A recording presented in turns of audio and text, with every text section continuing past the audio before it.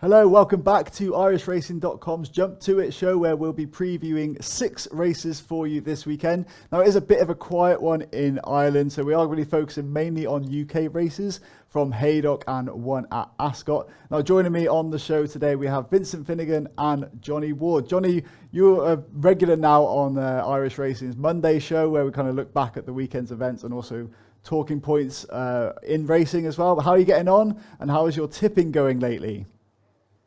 Yeah, it's going grand without setting the world on fire. And it's been a quiet kind of couple of weekends, Joe, in Ireland. 2 Sundays with no racing is very unusual. It means that I've slightly less work to do and makes it even more tempting to go out over the weekend. But yeah, it's really enjoying the podcast so far with Vinny and Emma. I think we're only getting going. I think.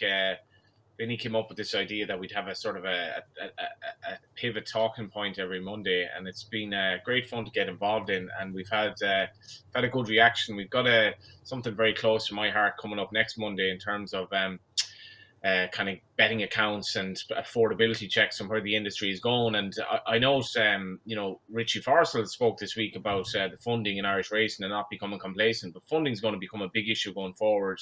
And so people need to be betting on horses for it to be viable. So we'll have a good chat Monday, and I'm really enjoying it so far. Yeah, great stuff. Well, great to have you on board. And Vincent, how are you getting on? Yeah, all good, yeah. Quiet week this week, as Johnny is saying. We've only got 2 race meetings on Saturday, minor events, Navan and Wexford. No race on Sunday. It's all the build-up to the following weekend when we've got Irish Champions Weekend, which will be a cracker. So hopefully next week's show will be focusing on all that Irish racing, which will be great. Lovely stuff. Well, of course, Stephen Harris, our usual contributor, and Ed Quigley, they can't be with us today, but I will be giving you some of Stephen's tips. He's actually posted some on Betting Expert, so I'll try and drop them in during the show. But I think we can get straight into it with the first race we're going to look at, and that's the 115 at Haydock. So a listed contest here. You've got an odds-on favourite, 2-1 odds-on. You've got Naval Power, the favourite here. But Johnny, you're just starting out with you. I mean, have you seen any value elsewhere in the market beyond Naval Power? It's hard enough to see beyond them, really, Joe. I think the betting's kind of key here because on the betting, and you'd imagine in terms of progression and form, Seeking Gold is probably the most likely danger. This horse has only run twice, ran very well first time. I think what's important here is that Seeking Gold, when he won at Yarmouth, he beat Modern Dancer, beat him readily. Modern Dancer is trained by Charlie Appleby, so Charlie Appleby has a fairly good line to what is required to win this race with Naval Power, who it was a kind of a funny race at Ascot the last day. He basically had it in control. He had it under control a long way out. He sort of edged right under pressure after coming a little bit off the bridle. Was basically still well in control over a furlong out. Really, the second favourite in the race flopped. So it's hard enough to know what he achieved. But this horse has done nothing but impress. Really, he looks like the mile is definitely going to suit him. I wouldn't necessarily be backing him under the penalty of 1-2. But I suppose if it were a bullet to my head in the race, he would be my selection. He's by Teofilo. He just has a lovely way of going, and he'd be very hard to beat. If he is worth his mark of 111, he's definitely a 1-2 shot here. He's probably a 1-4 shot because it's unlikely Anthony's going to run to that. Obviously, yeah, no question marks about the trip for him. Obviously, he's won the first 3 races over 7 furlongs, going up to a mile shouldn't be an issue, right? Not at all. And he's, I'd say, gone into 3-year-old campaign. Out of a Dubawi mare, he might even get a 1.2 miles. Still looks a little bit raw, actually. Maybe it was that he was kind of lacking, maybe sort of, focus in the race in Ascot, because it kind of did fall apart. He edged sort of right under pressure under William Buick, but he had the race well in control, and he just looks like the further he'll go, the better. And Charlie Appleby's, just looking at his stats this year, he's basically operating off a 1 in 3 strike rate, which is incredible. He's extremely well represented, and I think the last race we'll talk about on the card, and 3 of his last 6 runners as well have won going into this, so he's having a brilliant year for Godolphin. And like, if this horse, as I say, the 1-1-1 mark might be a little bit flattering because I'm not 100% sure if that Ascot form is totally reliable, but he should win. Yeah, and Vincent, for you, is similar line of thinking for this race? Yeah, I think the favourite's very, very difficult to beat. Like, he's unbeaten. He seems to be getting better with every run. He's down to win over 6 lengths the last day. The one here that I think is priced up wrong, in my opinion, is Dark 30, which is the Richard Hannon horse. This is a little bit better than it looks, the form here. It's also got a reasonable rating in 97, considering you look at the form figures, you see 5, 3, 9.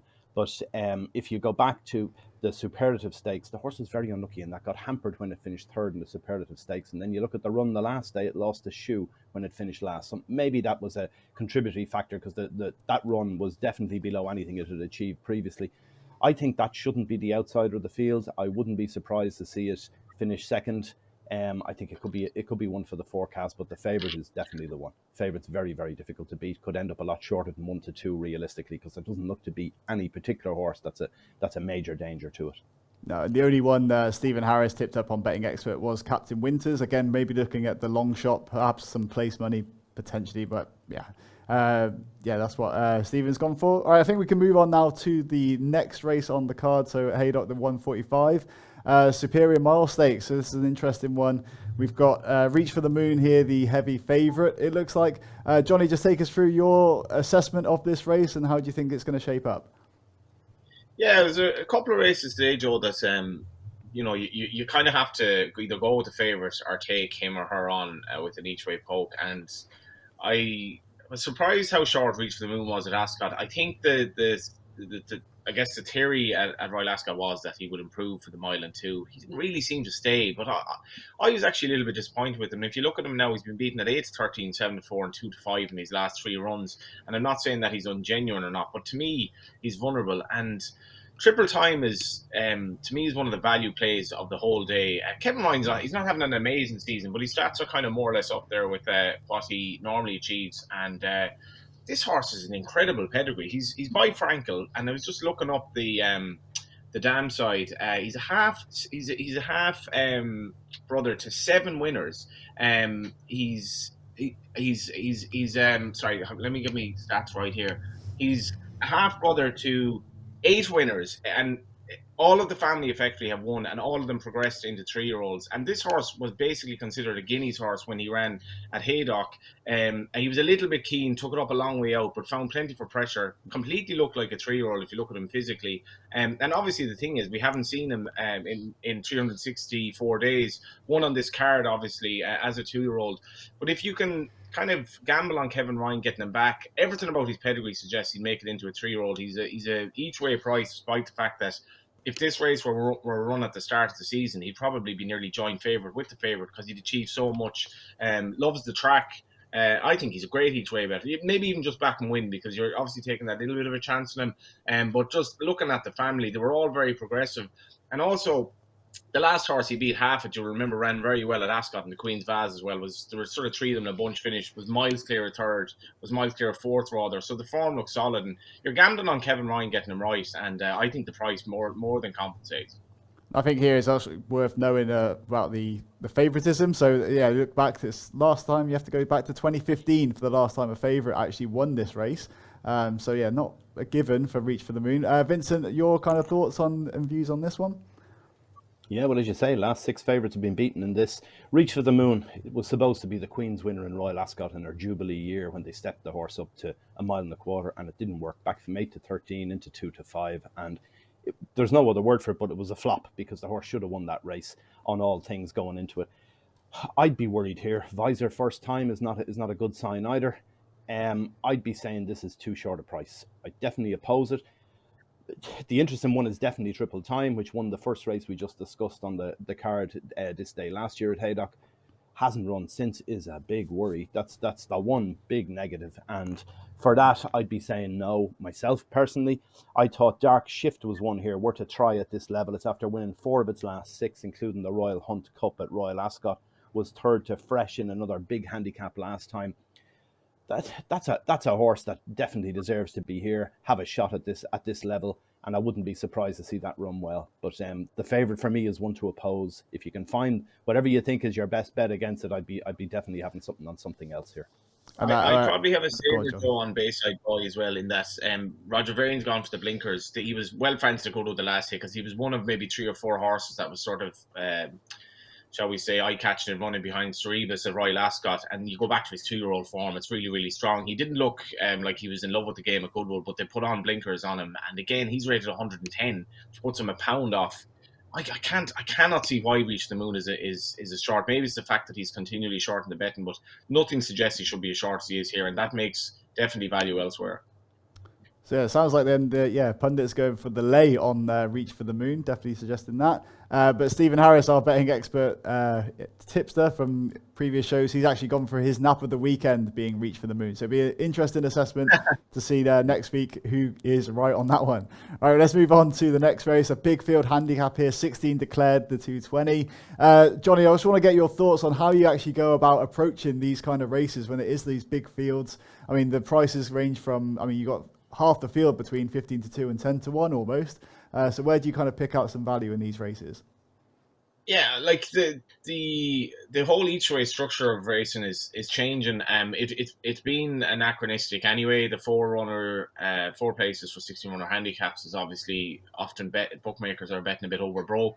I think we have a 16 runner handicap today that's turned into a 15 runner handicap because we already have a non-runner. But when you go into the terms from the bookmakers, actually it's you're getting a fifth to four places, so on and so forth. So generally I like handicaps around like 16 runners that have a shortish price favorite. This one doesn't, but the bookmakers are offering so much value now. As long as you're not essentially taking the pace, you can get 5-6 places in these races, and they're well worth having a bet. And so I like these races. I have a soft spot for handicaps in general, and this is obviously a cracking race because it's just for 3-year-olds. And what are the progressive ones? 3-year-olds over 1.6 miles as well is slightly anomalous. So also we have Jessica Harrington coming over here. Interesting. I just looked at her stats for Haydock. She's only ever had 4 runners at Haydock. 2 of them ran well. And she has a couple of runners on the card, including this Irish Lullaby. The strange horse, this one, because she beat an odds-on favourite at Sligo. She was then disappointing at Sligo, but she's won her last 2 starts. She was a big price at Killarney in a kind of a muddling race. But to be fair to her Galway last time, she showed that she was progressing. She's gone up 4 pounds. I just think this is going to be a lot more competitive. And I'm gone with another filly by Nathaniel here, and that's Tamila. This is a very interesting horse. Again, had to go into the pedigree. Half sister to 7 winners, and you might remember the half brother General Tufto, who ran 218 times. I was like, could not get over that. I was like, who trained this? But ran 218 times. So another filly who's definitely bred to improve. I loved her run at Kempton the last day. She was sent off 6-4 favourites. It was a sort of a muddling race. Stevie Dunne went up the far side when it splits at Kempton coming into the straight, but she found plenty for pressure, and everything about her suggests she'll want a proper run, sort of 1.6 miles race. The draw is 13, which might be a little bit tricky, but she'll be held up. She did sort of settle nicely into the race last day. She looks very straightforward, definitely going to improve the trip. Kieran Fallon booked, so plenty of positives for me. And for you, Vincent, any kind of different angles into the race, or are you in agreement with Johnny? Well, the first thing here is like it's a 1.6 mile handicap for 3-year-olds, and 7 of the 16 have never run over the distance before. So that's a big question mark straight away when you start looking at these races, trying to work out which ones will and won't, including the favourite. She's never run over this trip. Last 2 wins were over 1.5 miles, or just short of 1.5 miles. She definitely looks like one that will improve with the step up, but you're taking a little bit of a chance on that. That's the other side of it. One that I liked in first time blinkers is Spey Caster, not beaten that far in a course and distance handicap last time, so it's one of the few that has run over the distance, so you're proven there. That's a step in the right direction for starters. The other interesting thing here is the one that Johnny also mentioned, Irish Lullaby from Jessica Harrington's. Frankie Dettori booked to ride. It's won 3 of its last 4 starts, but it's been taken out twice recently on ground that was good because of the ground. So you'd worry here with the ground officially. I think it's good to firm, good in places or something is the official ground. Maybe they'll get a bit of rain. But if the ground was on the quick side, I definitely wouldn't fancy Irish Lullaby. I think it's wide open, and you take your chance here because of the fact that there are so many of them unproven over the trip. So one of them could pop up here and win 5 lengths, and it looked like it always wanted 1.6 miles, and we just never knew. That's the big issue with this race. And just to point out as well, the one from Stephen Harris is Inverness. That's what he's gone for. So yeah, you didn't give me any explanation for that. I've just got the name of the horse. So yeah, I can't really go into much detail as to why, but that's his pick if you're following his tips. All right, let's move on to the 255. So the old Borough Cup. I thought this was an interesting one. I think we're all in agreement here, that our pundits on who's probably going to win this race, looking at the favourite, of course. So Vincent, I think I'll start with you and just take us through the race and how you came to your conclusion. Yeah, well, first of all, this is another 1.6 miles handicap, same as the previous one, but this is a completely different kettle of fish because there are so many of them who have not only run over this trip, they've won over it. We've got 3 of the last 4 winners of this race in here. The 2021 winner was Island Brave. Prolific horse in its younger days, won this race last year, and that's the only win it's had in 2 seasons now, was this race last year. So you'd be a little bit against Island Brave for starters. Then 2020 was won by Yukon Glen, a prolific winner as well, 7th in the Ebor, and was a solid effort the last day, but it's gone up £3 for that, so that'd be a little bit of a worry. And then we've got Rashun, which won the race in 2018 and rarely runs a bad race. Wouldn't be surprised to see that involved somewhere. Probably won't win, but could well be in the places. But the one I like, and the one most of us seem to like, is the only 3-year-old in the lineup, Solcombe. There's only been, 10 years since a 3-year-old won this race, which is a little bit of a worry, but this Solcombe looks like a good horse. Won 3 of its last 4. A tendency to start slowly, so don't panic if you see this walking out of stalls. It's done it every day, so that wouldn't be a major negative here, and they should go a good pace, so it'll be rattling home. Very easy winner of the Melrose Handicap last time in York, and a big player despite a £14 hike by the handicapper. I think it was actually worth noting as well with Solcombe, just the recent form. I think you kind of touched on it there already, but I mean, yeah, you look at this, it's 3 wins in quick succession. Not many of the others have won so often, so recently as well. So Johnny, I just wanted to get your thoughts on the race and where you see the value coming in the market. Yeah, so the dam of Solcombe going into, before Solcombe went on his winning run, the dam had 3 horses, 2 by Frankel, no winners whatsoever. So you can imagine Solcombe after his race at Newmarket in May, 33 to 1 shot, beaten 16 lengths, starts off in handicaps of 68, and Ribbons, who was a very good mare, you might remember, one of the Curra, I think, as well. She looked like she was going to be a flop at stud. This horse did start off at 68, as Vinny says, misses the break every day, often quite badly. Again, was a situation at York the last day, but ended up absolutely bolting up. Where tongue-tied the first time the last day, that was added to the blinkers, which seemed to have sort of transformed him, gone from 83 to 97.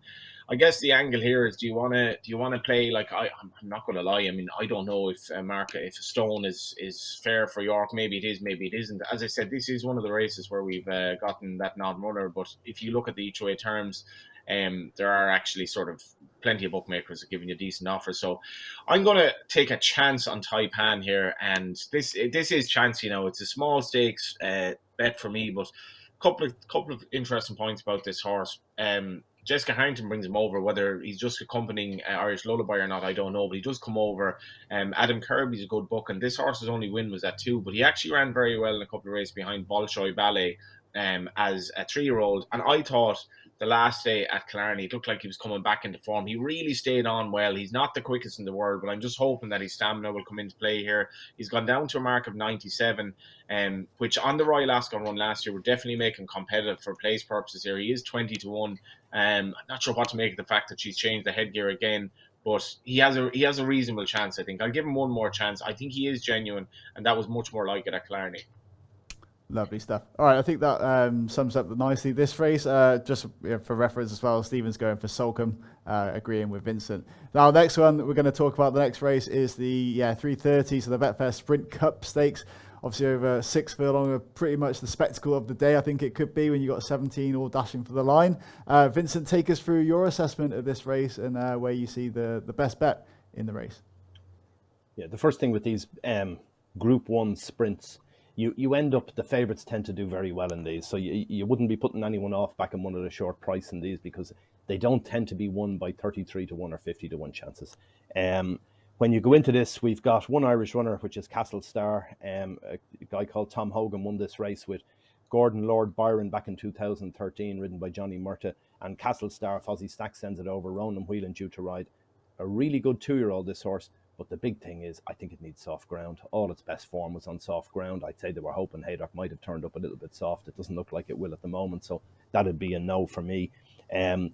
One of the races to focus on here is a race in Deauville recently where Minzal finished second to Highfield Princess, and Naval Crown was 5th, Rohan was 4th, so there's not a huge amount between them. The one interesting thing with that race in France was it was over 6.5 furlongs, and Native Crown, which had won the Platinum Jubilee Stakes at Royal Ascot, Naval Crown only faded out of that in the last half furlong. So that has a definite squeak here against Minzal, but the market is telling you that anyway. They're 4 to 1 each of them, joint favourites. Rohan not that far behind, but has run poorly since. A race that probably didn't suit. Rohan is a real hold-up horse out the back and needs to come through late.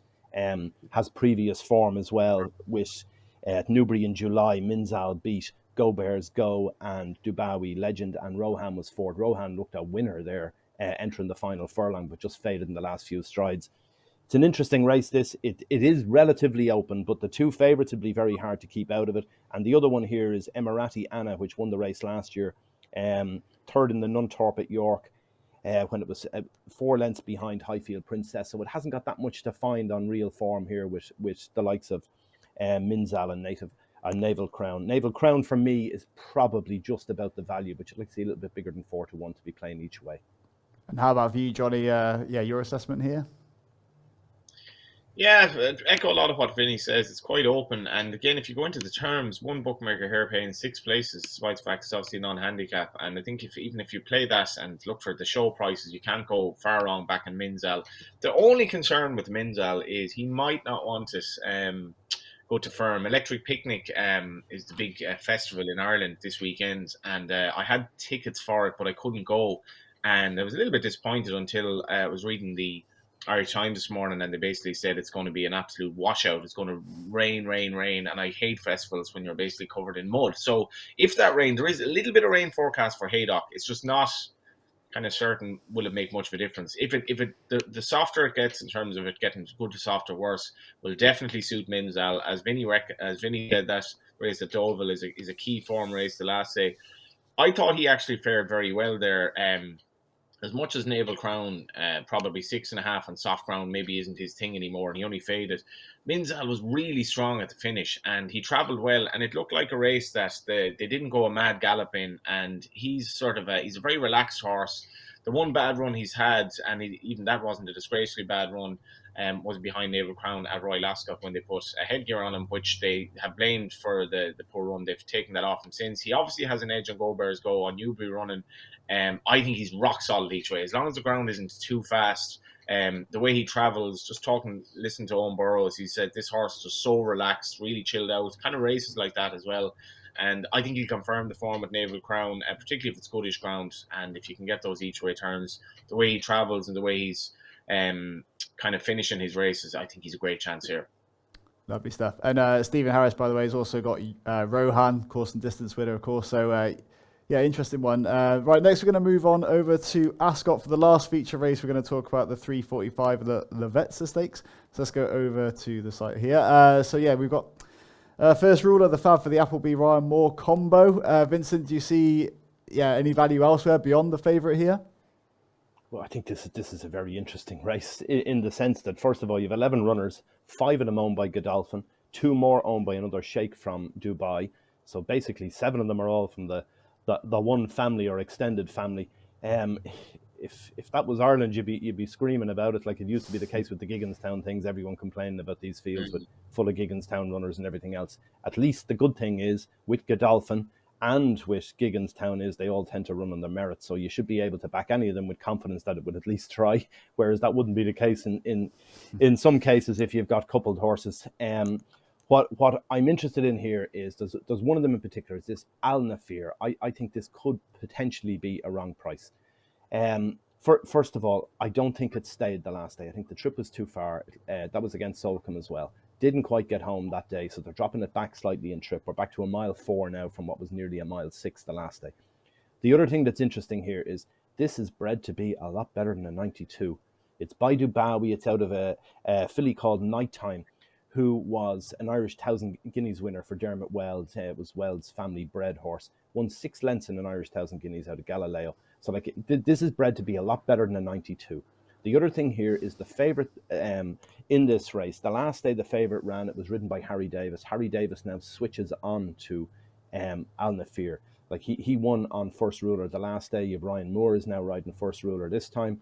I think Al Nafir has a definite chance. The other thing, I don't know whether there's any relevance in this, but it's wearing the first colours as well. So it just looks to me like this could be too big a price, and this is one that certainly there was a time at some point when Charlie Appleby and the Godolphin team would have thought Al Nafir was going to be a star, and it's bred to be a star.